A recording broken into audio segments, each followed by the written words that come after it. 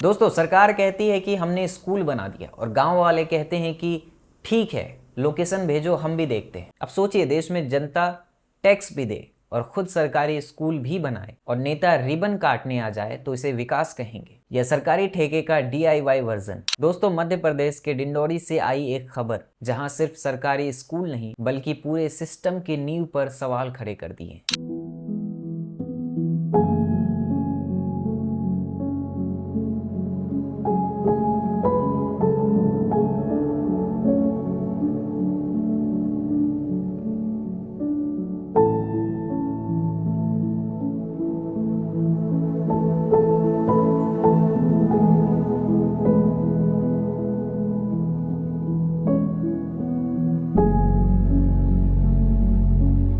डिंडौरी एक छोटा सा इलाका जहां सरकारी प्राथमिकता स्कूल को जर्जर बताकर उसे ढा दिया गया। गांव वालों का कहना है कि उन्हें भरोसा था कि नई बिल्डिंग बनेगी, फाइल जाएगी, मंजूरी आएगी, ईंट आएगा, सीमेंट आएगा और बच्चे पढ़ेंगे। लेकिन वो फाइल शायद ऐसी किसी ट्रेन पर बैठ गई जो शायद हमेशा लेट रहती है। साल गुजर गए लेकिन वो स्कूल नहीं बना। तो गांव वालों ने सोचा, सरकार का इंतजार करते करते हमारे बच्चे बूढ़े हो जाएंगे। फिर हुआ वो जो शायद सरकारी सिस्टम के लिए सबसे बड़ा तमाचा था। हर परिवार ने करीब 500 रुपए दिए। किसी ने मजदूरी की, किसी ने ईंट उठाई, किसी ने बाल्टी में पानी ढोया, किसी ने छत डाली और देखते ही देखते गांव वालों ने एक स्कूल बना दिया। जरा सोचिए, ये लोग सरकार गिराने नहीं गए थे, बस ये लोग सरकारी स्कूल खड़ा करने गए थे। भारत में सबसे तेज जो चलती है दोस्तों, वो है इलेक्शन कैंपेन और उसके बाद नेताओं की गाड़ियां। बाकी फाइलें तो योग करती है, सालों तक एक ही जगह आसन लगाकर बैठी रहती है। हमारे यहाँ विकास का मतलब काम पूरा होना नहीं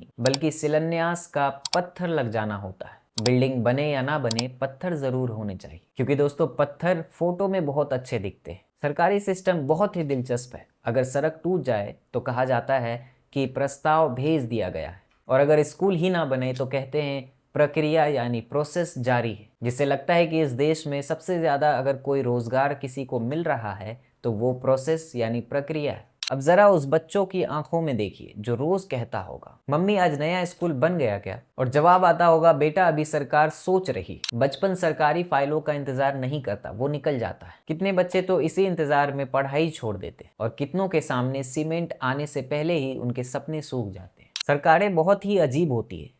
जब चुनाव आता है तो नेता कहते हैं ये गांव हमारा परिवार है, लेकिन जब स्कूल बनाना हो तो यही परिवार खुद चंदा करता है।